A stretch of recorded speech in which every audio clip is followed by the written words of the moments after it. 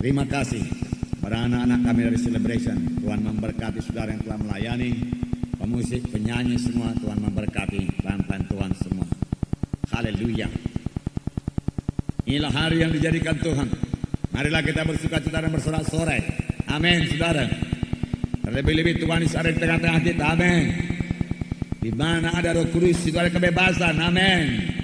Allah itu kasih adanya. Biarlah kasihnya dicurahkan dalam hati kita pada hari ini. Amin. Buka hati saudara. Buka hati saudara. Perhatikan firman Tuhan ini. Biar Roh Kudus bekerja. Roh Kudus sudah siap sedia bekerja. Roh Kudus mencari hati yang haus dan lapar. Roh Kudus mencari hati yang merindukan kuasanya, merindukan karunia-Nya. Dan saya percaya penuh Tuhan tidak akan mengecewakan saudara.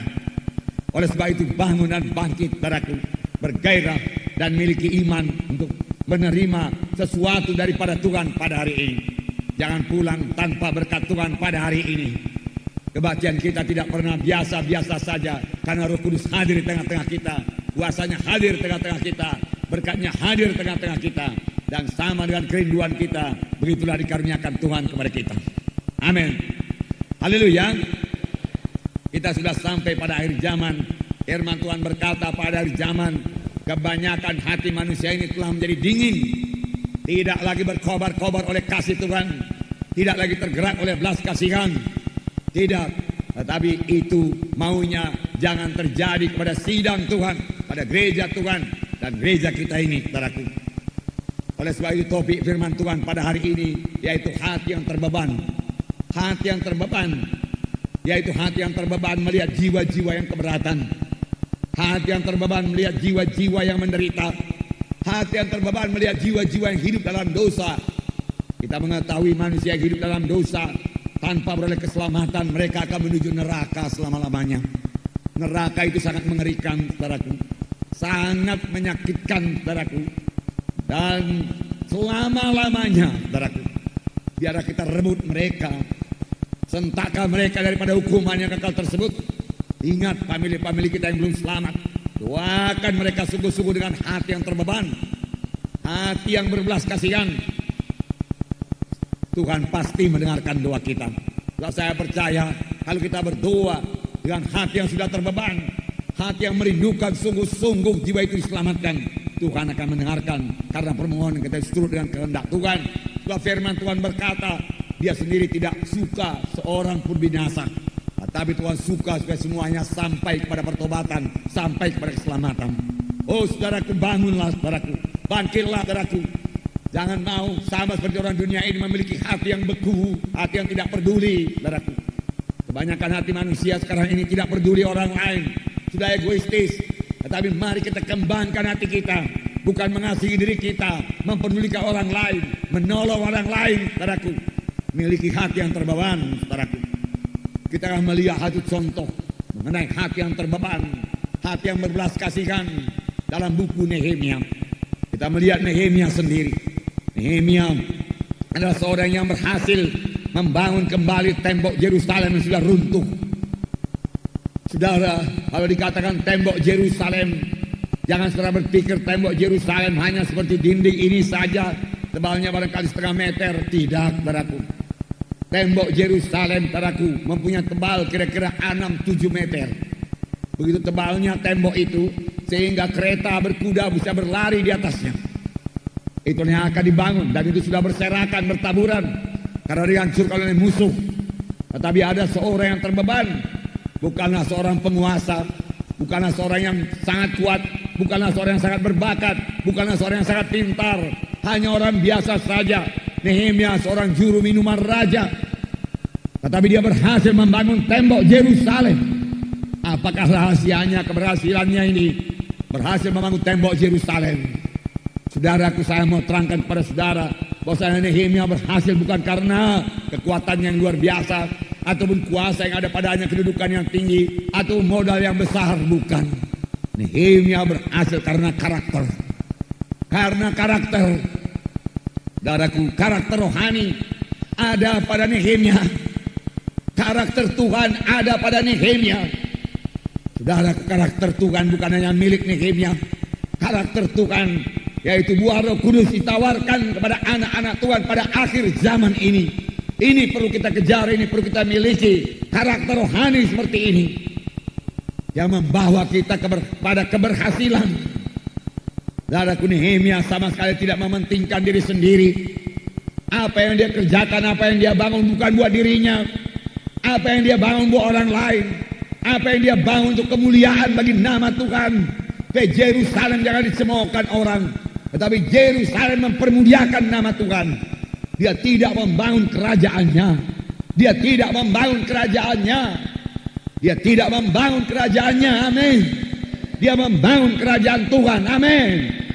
Saudara para pemimpin KKS, saudara para pemimpin sektor wilayah, jangan bangun kerajaan saudara. GKI jangan membangun kerajaan GKI.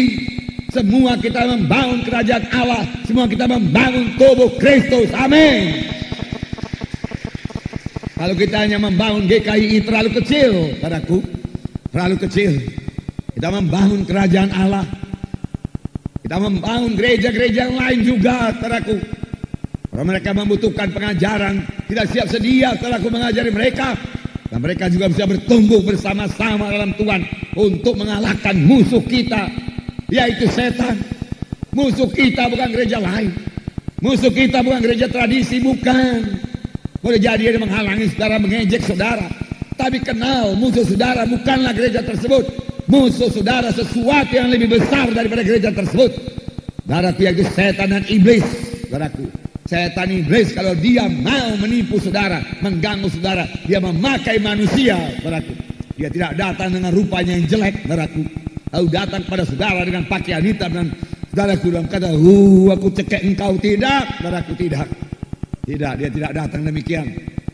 Saudara, dia tidak datang sebagaimana kata orang dunia ini kuntilanak, entah apa namanya itu, saudaraku, bukan.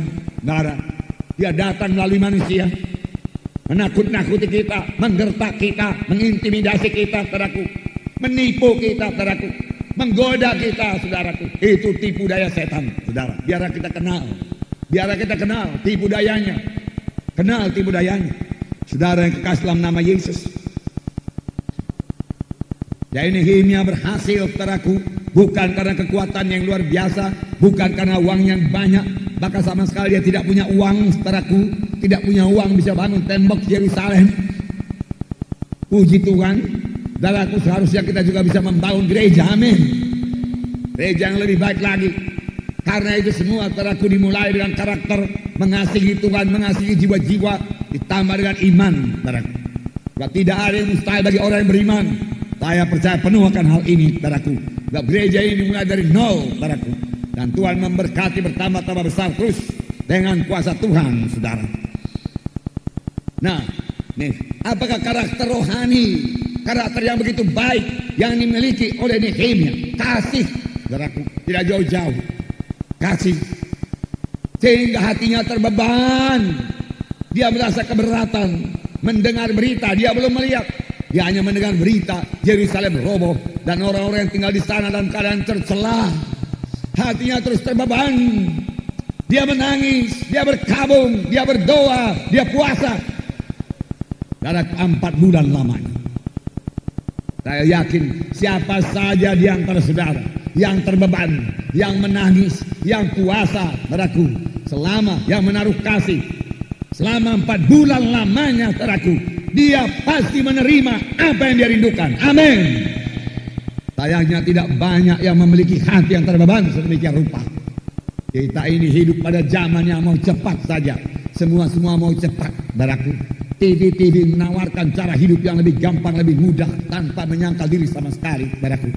Saudara, itu membuat pikiran manusia beralih daripada rohani pada duniawi, pada materi, saudaraku. Sehingga dia tidak memikirkan perkara rohani lagi. Seluruh pikirannya dipenuhi dengan barang-barang dunia ini, saudaraku, yang membawa pada maut, saudaraku, dan memisahkannya daripada Tuhan. Karena firman Tuhan berkata, jikalau kamu mengasihi dunia ini, tidak ada padamu kasih Bapa. Tentunya dia tidak bisa mengerti perkara rohani. Karena dia tidak mengerti perkara rohani, dia tidak rindu perkara rohani. Oh, bangunlah, saudaraku, bangkitlah. Amin, saudara. Bangun, bangkit.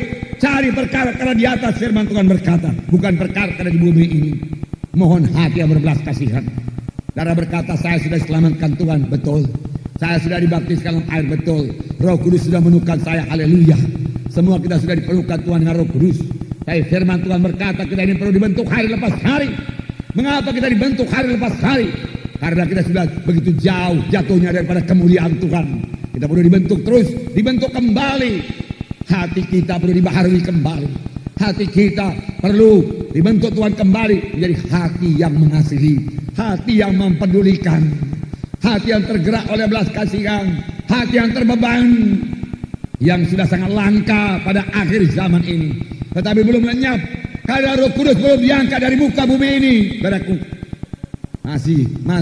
masih Tuhan sediakan hati-hati yang tergerak oleh belas kasihan, sehingga dia bergerak memenangkan jiwa-jiwa, sehingga dia tidak keberatan untuk melayani KKS, melayani dengan hati cinta, memuridkan jiwa-jiwa, sehingga yang dimuridkannya itu betul-betul jadi murid, betul-betul sampai jadi murid.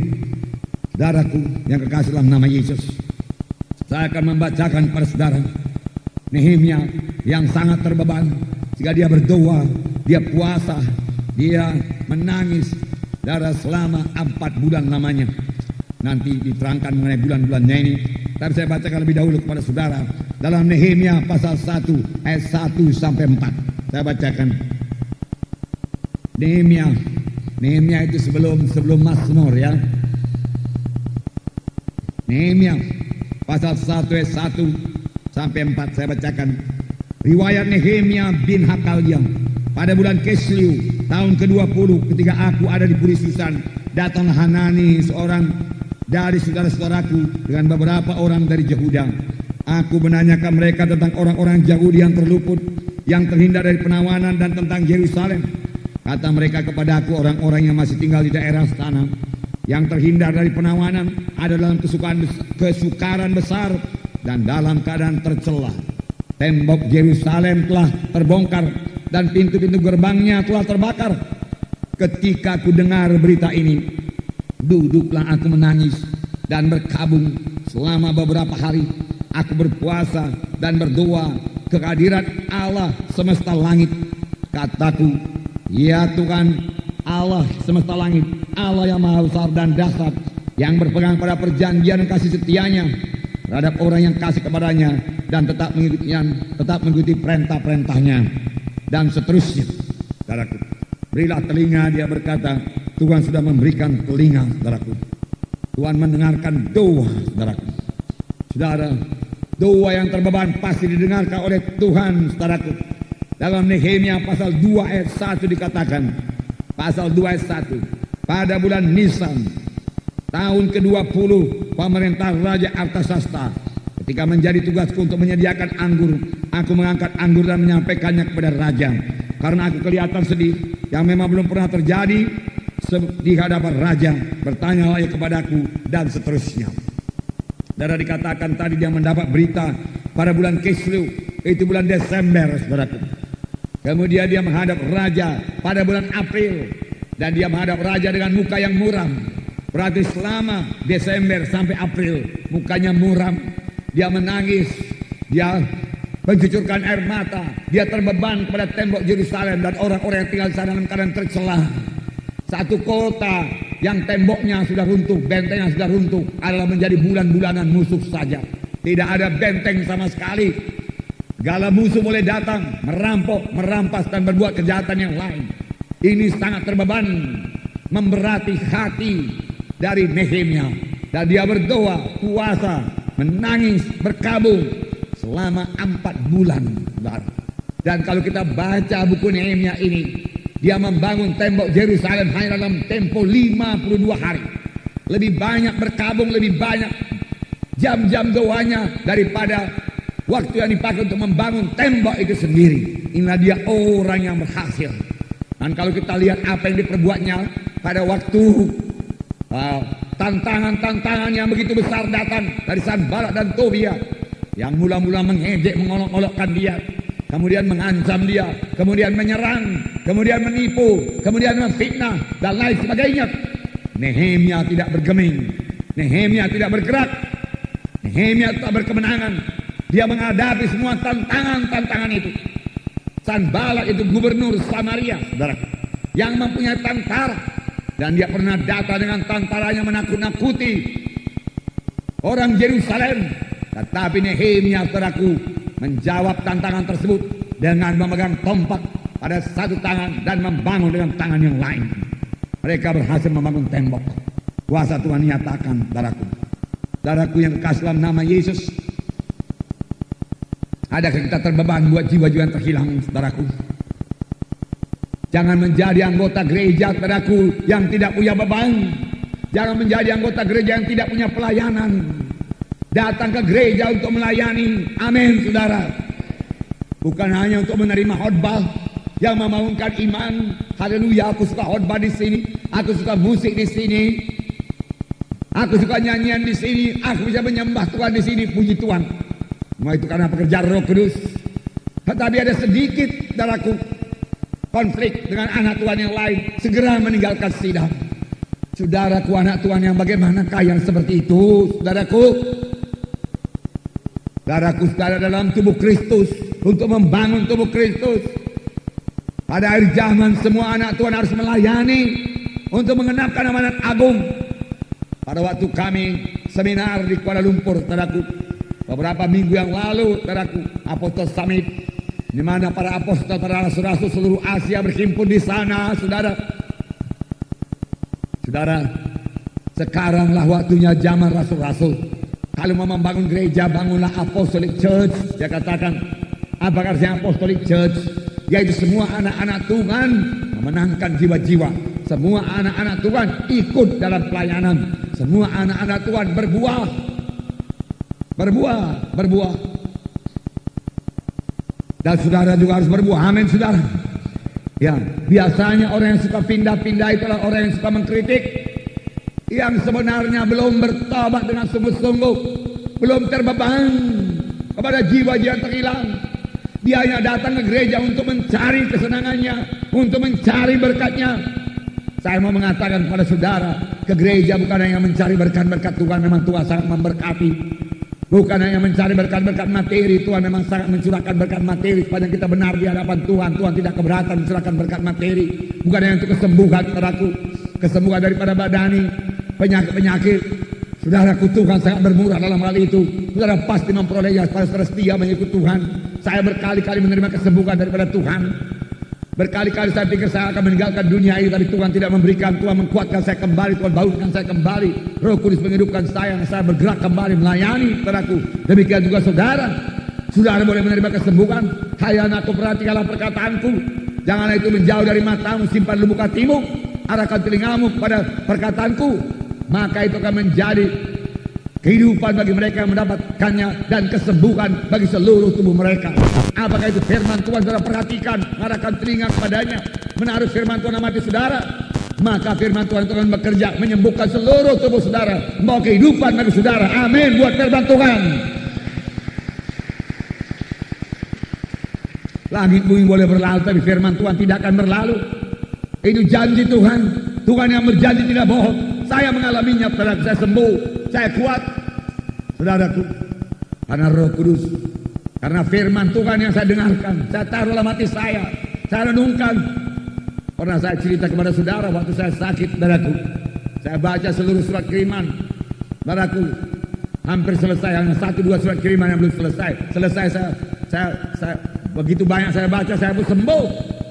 Mengapa, saudaraku? Karena firman Tuhan itu berkuasa. Firman Tuhan itu sebagai obat, firman Tuhan sebagai kehidupan. Mengapa anak-anak Tuhan ditimpa penyakit? Miskin daripada firman Tuhan, malas baca firman Tuhan, malas menyangkal diri untuk membaca firman Tuhan. Padahal dalam firman Tuhan kekuatan, dalam firman Tuhan kehidupan, dalam firman Tuhan kesembuhan, dalam firman Tuhan ada hikmat, pengertian. Dan dalam firman Tuhan senjata yang melawan setan yang mengganggu kita. Karena waktu Tuhan Yesus diganggu oleh setan, dicobai oleh setan, digoda oleh setan, dengan tegas Tuhan Yesus berkata, ada tersurat. Bukan hanya ada roti saja manusia bisa hidup, tapi dari tiap-tiap firman Allah yang keluar daripada mulut Allah. Tuhan Yesus sendiri berkata bahwasanya manusia hidup daripada firman Tuhan. Amin. Isi adalah dengan firman Tuhan. Amin. Pada tahu apa yang terjadi pada orang yang suka lompat-lompat dari satu gereja yang lain. Ada kerjanya mengkritik. Dan saudara tahu apa yang jadi kepada dia. Dia sendiri akhirnya tidak tahu mana lagi yang benar. Dan dia akan terus mencari kesenangannya sendiri, kesenangan daging saja akhirnya. Dan persekutuannya bertambah rengah dengan Tuhan. Saya saksikan keselamatannya. Yang pasti tudungannya tidak ada. Karena tidak pernah menyerahkan diri pada satu gereja yang hidup. Satu rumah yang tidak punya atap, tidak punya tudungan, saudaraku. Saudara, tidak ada gunanya, saudaraku. Satu kota yang tidak ada bentengnya, saudaraku, jadi sasaran yang empuk bagi musuh, saudara. Saudara yang kekasih dalam nama Yesus. Itu juga memecah belah tubuh Kristus, sama dengan Sanbalat dan Tobia yang memecah belahkan tubuh Kristus.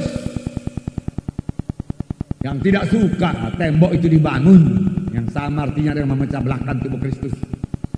Sanbalat, Tobia, saudaraku, saudara sangat menghalangi pembangunan tembok dengan segala caranya, saudaraku. Jadi kuncinya yang pertama untuk berhasil bagi Nehemia, setelah Nehemia mendengar berita tersebut, dia tidak terus pergi ke Yerusalem. Dia tidak terus datang kepada raja dan berkata, Raja Artasasta, aku mendengar Yerusalem dihancurkan, aku mau pergi ke sana bangun tembok. Tidak. Dia mempersiapkan diri dalam persiapan rohani. Dia mengadakan persiapan rohani. Dia mengadakan persiapan rohani dengan berdoa 4 bulan lamanya, mencucurkan air mata, menangis, terbeban. Itu yang membawa dia beroleh keluasan hati dari Raja Artasasta. Setelah dia berdoa. Saudara, terlebih doa yang disertai dengan hati yang terbeban, dengan hati yang berbelas kasihan, pasti didengarkan oleh Tuhan. Sebab firman Tuhan juga berkata, iman bekerja oleh sebab kasih. Tanpa kasih, doa yang bagaimana kuatnya pun, saudaraku, tidak akan berhasil, saudaraku. Bukan kuatnya doa itu, tapi betapa besar kasihnya yang terdapat dalam doa tersebut. Amin, saudaraku. Nah, saudaraku, Nehemia adalah seorang yang sangat percayakan kuasa doa. Terlebih doa yang disampaikan dengan hati yang berbelas kasihan, doa yang disampaikan dengan hati yang tergerak oleh belas kasihan, doa yang disampaikan dengan hati yang terbeban. Saya mau mengingatkan saudara, kalau saudara berdoa buat orang sakit, adakah hati saudara tergerak oleh belas kasihan kepada orang sakit tersebut?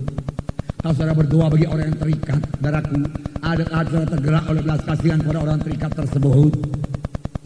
Saudara berdoa, saudaraku, buat jiwa-jiwa yang terhilang yang belum selamat dan bermaksud bersaksi kepadanya. Adakah hati saudara terbeban buat jiwa yang menuju neraka tersebut?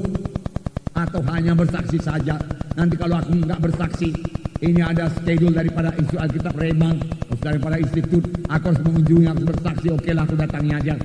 Kalau saudara bersaksi, dengarkan firman Tuhan begini, begitu, mari kita berdoa. Tanpa kasih, saudaraku, tidak ada kehidupan. Saudaraku, tanpa kasih berarti tanpa Roh Kudus juga, saudaraku. Kalau bukan dengan kuat, bukan gagah, tapi dengan kuat kuasa Roh Kudus, saudara tidak akan berhasil memuridkannya.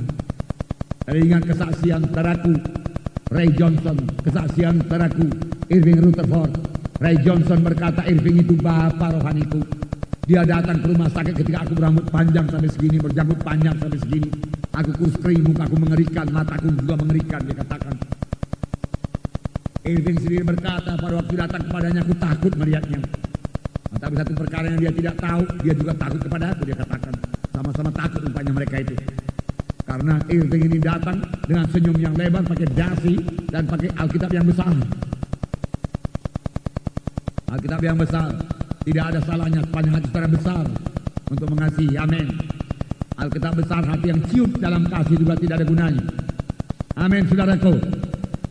Miliki hati yang besar, Alkitab yang besar. Di rumah saya ada Alkitab yang besar. Saudara yang punya hati yang besar boleh ambil, datang, saudaraku.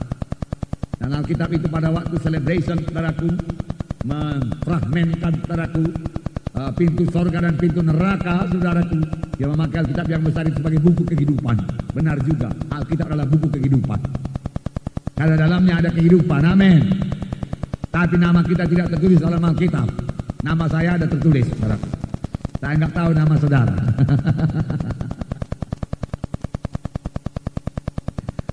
Nah, haleluya. Tapi yang dimaksud dengan buku kehidupan anak domba Allah, di mana nama tiap-tiap orang yang selamat ditulis dalam buku kehidupan anak domba Allah. Dan barang siapa nama yang tidak tertulis dalam kitab kehidupan itu, dicampakkan dalam api neraka yang kekal. Jadi nama Yang paling penting bukan tertulis dalam gereja, tapi tertulis dalam buku kehidupan anak domba Allah itu di sorga selama-lamanya. Haleluya. Saya bersukacita namaku ada di sana. Nama saudara ada di sana.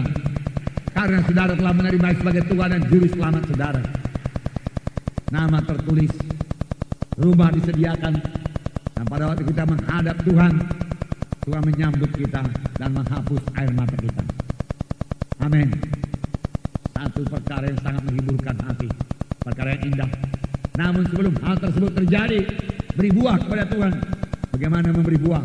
Memiliki hati yang mengasihi, memiliki hati yang terbeban, memiliki hati yang memperdulikan, memiliki hati yang care, mengasihi jiwa-jiwa. Care, mengasihi, I care, I care, I care. Lalu Nehemia berdoa, dan Tuhan menjawab. Saya membaca kepada saudara Nehemia 2 ayat 2. Bertanyalah ia kepada aku, mengapa mukamu muram walaupun engkau tidak sakit? Engkau tentu sedih hati. Lalu aku menjadi sangat takut. Jawabku kepadanya, hiduplah raja untuk selamanya. Bagaimana mukaku tidak akan muram kalau kota tempat pekuburan nenek moyangku telah menjadi reruntuhan dan pintu-pintu gerbangnya habis dimakan api. Lalu raja berkata kepadaku, jadi apa yang kau kehendaki? Maka aku berdoa kepada Allah semesta langit. Wah, puji Tuhan. Dia menghadap raja.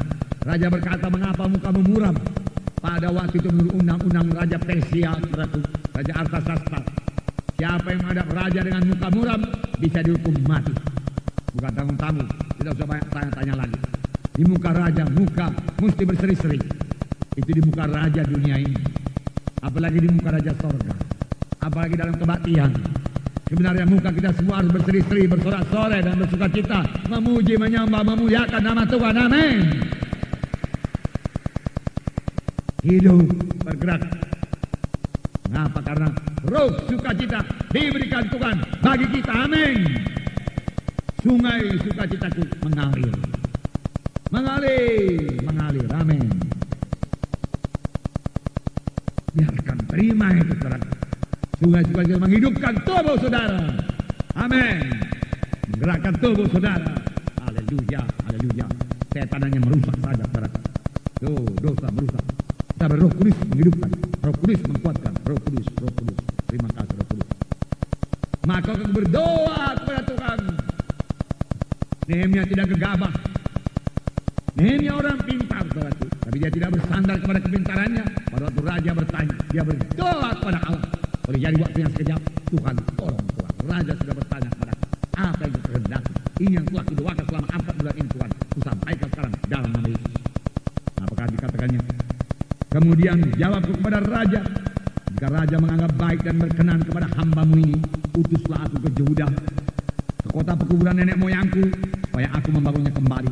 Lalu bertanya raja kepadaku, sedang permaisuri duduk di sampingnya, berapa lama engkau dalam perjalanan dan bila mana engkau kembali?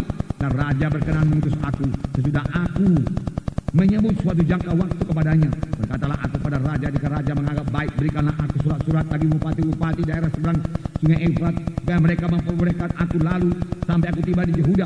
Juga surat bagi Asaf pengawas taman raja, supaya dia memberikan aku kayu untuk memasang balok-balok pada pintu-pintu gerbang di benteng baik suci, untuk tembok kota dan untuk rumah yang akan kudiami. Dan raja mengabulkan permintaanku itu, karena tangan Allahku yang murah melindungi aku. Amin. Haleluya. Setelah berdoa 4 bulan, dia memohon satu permohonan yang besar, membangun tembok Yerusalem. Saudara, kita katakan dengan tebal sedemikian 6 meter, 7 meter dari tiang ini ke sana tebalnya. Batu-batu yang boleh jadi diameter 1 meter sedikit. Tidak ada keran pada waktu itu, saudaraku. Tidak ada keran, tidak ada apa namanya itu. Tidak ada dongkrak, saudaraku. Tidak ada alat untuk mengangkat batu itu. Itu diangkat dengan tangan atau dideret dengan tali. Lalu dilem, saudaraku, ke atas batu itu satu demi satu, saudaraku. Jauh lebih besar daripada gedung Armina Hall ini, saudaraku. Sebab itu Saudaraku, berkilometer-kilometer saudaraku mengelilingi kota Yerusalem.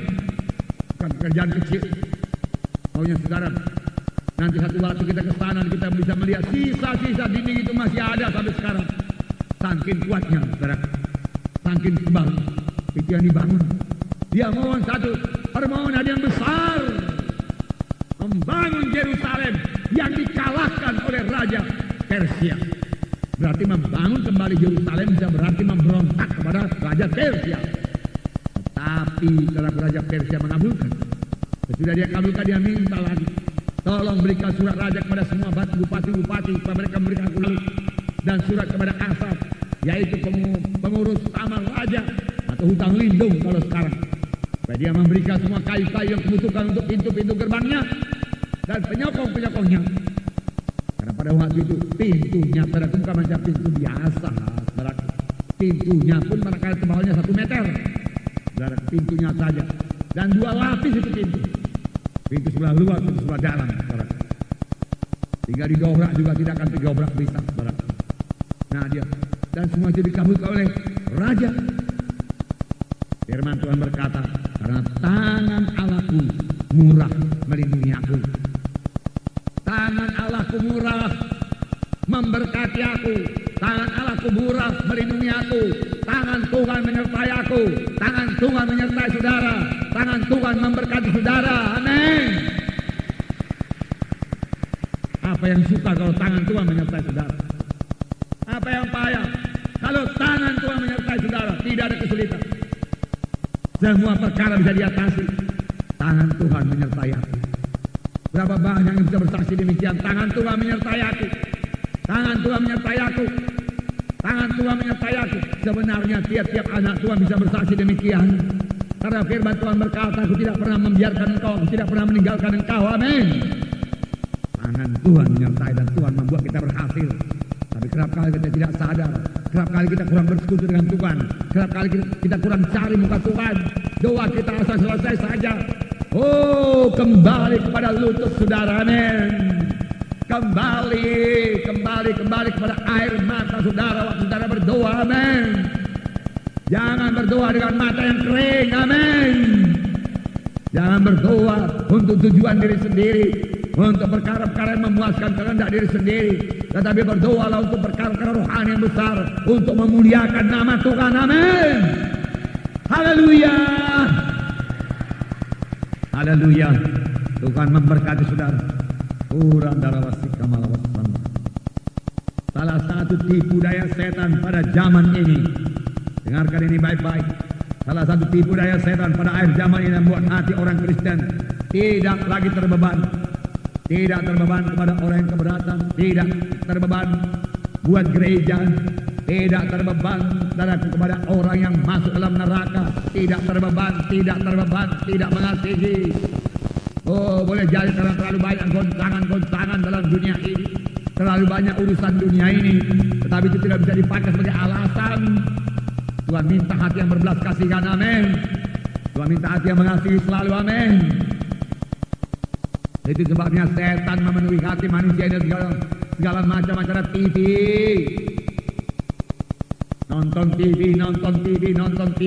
Isinya apa? Film kekerasan, film pembunuhan, film penipuan, dan film-film kenajisan yang merusak hati manusia ini, yang merusak, mengotori pikiran manusia ini, sehingga dia tidak merindukan perkara-perkara rohani. Dia tidak merindukan perkara-perkara rohani.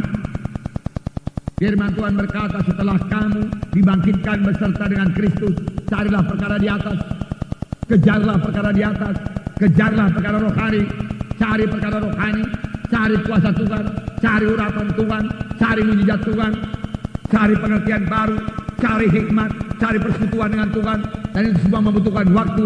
Duduk di bawah kaki Tuhan, berdoa di bawah kaki Tuhan. Amin. Oh, saudara, itu mau bahkan seluruh hidup saudara. Tanpa demikian, saudara, ke dunia ini bisa menghanyutkan kita. Lihat majalah-majalah apa isinya? Kedagingan, kenajisan, saudaraku. Kembali kepada firman Tuhan. Back to the Bible. Back to the Bible. Back to the Bible. kembali pada lutut saudara, kembali pada lutut saudara, kembali pada lutut saudara. Kasih Tuhan memenuhkan saudara. Hati saudara akan bertambah lembut. Saudara bertambah dekat kepada Yesus, bertambah banyak menyembah Yesus. Saudara akan dibentuk menjadi sama seperti yang saudara sembah itu. Firman Tuhan berkata, dia akan menjadi sama seperti yang dia sembah. Kalau kita banyak menyembah Tuhan, saudara jadi sama. Satu sidang dalam buku Wahyu pasal 2 ditegurkan Tuhan. Wahyu pasal 2 ayat 4 dan 5.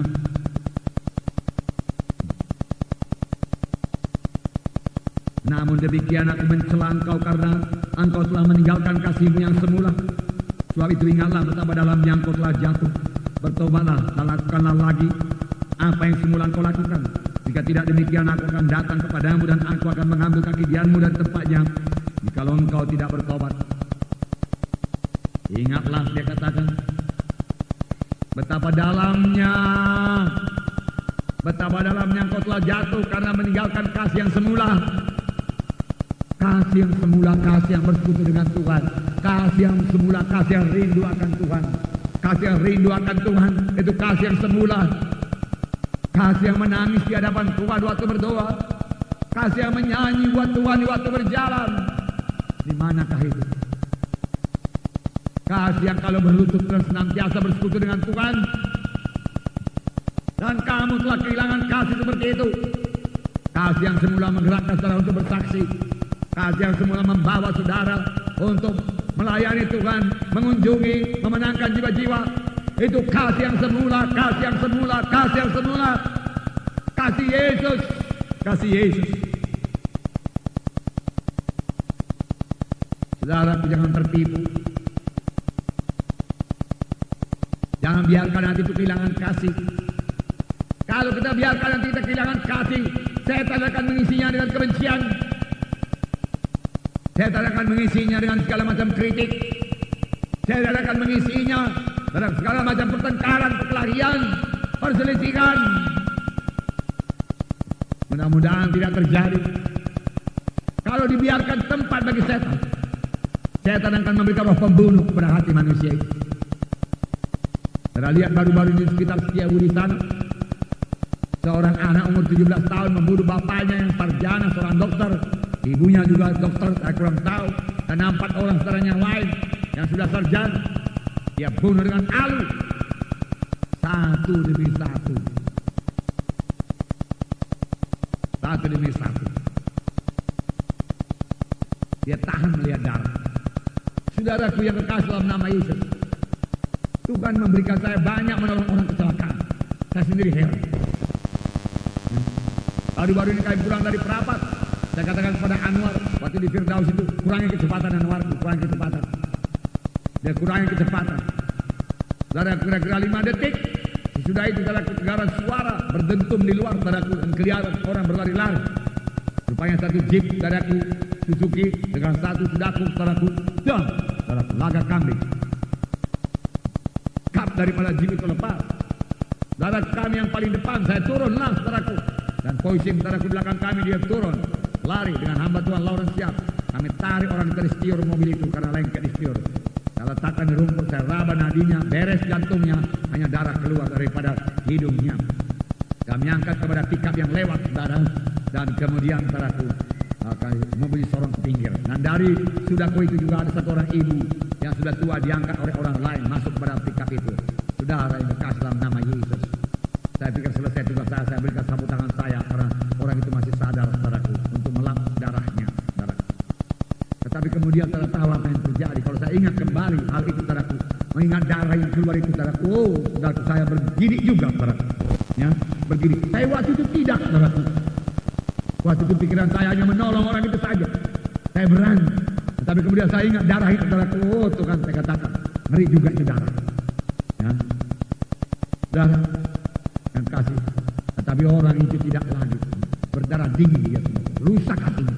Dia pukul dengan alu, berlumuran darah, heret. Datang satu lagi, pukul lagi. Waduh, saudara, bagaimana hati bisa demikian keras, demikian rusak? Hati yang sudah dikuasai setan.